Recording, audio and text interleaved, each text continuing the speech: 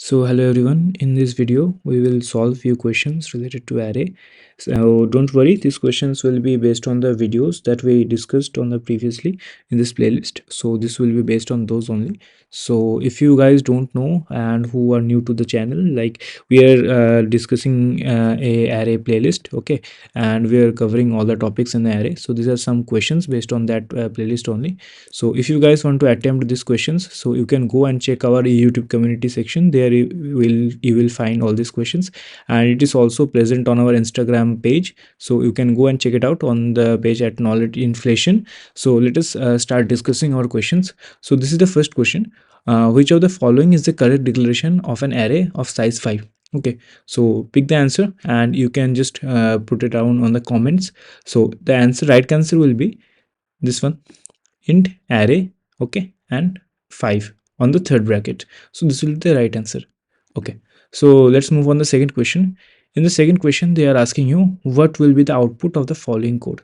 What's the code here? Int main int array. So they are declaring an array of 10 size and they are outputting the value present in the array index tree. Okay, so whatever present in the array index tree, that will be outputted here. Okay, so and it's written 0. So if you just revise our second video, on that video I said you, like, here we are creating an array of 10 size and we are not initializing it and we are not giving anything. So as we are like, we if we create a variable and we didn't initialize it with any kind of values, so what will present there? It's only garbage values which are present there. So in this case also same thing will happen. In this case the array index 3 will consider will have the value garbage. Okay, so this will be the answer. Okay, now next question.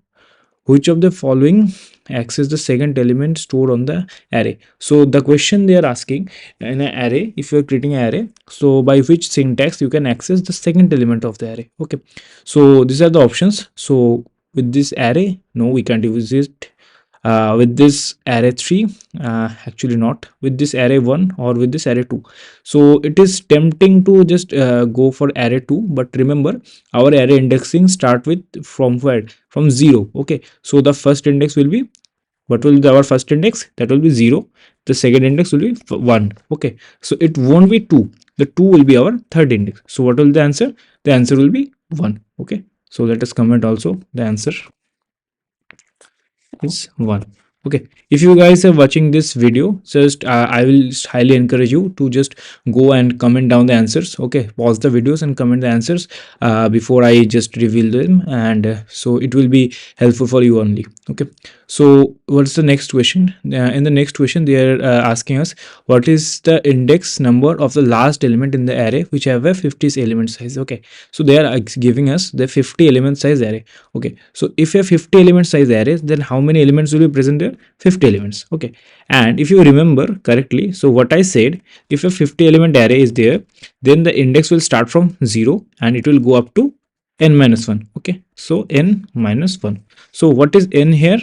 In this case our n is 50. Okay, so what will be the answer? Like 50 minus 1, that will be 49. So 49 will be our answer. So we can write it here like n minus 1. So it implies 50 minus 1. Okay, or it implies 49. Okay, so this will be our answer. We can post the answer here.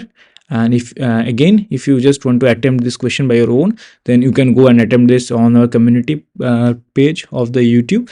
And thanks for watching this video, and more such interesting questions will be present on the community page. So if you're not subscribed yet, then you are missing a lot, and so do consider subscribing and like this video if you like this. And I will be posting a lot of questions related to C++ in our LinkedIn page also, so you can also follow us on the LinkedIn. So thanks for watching the channel and consider subscribing the channel again.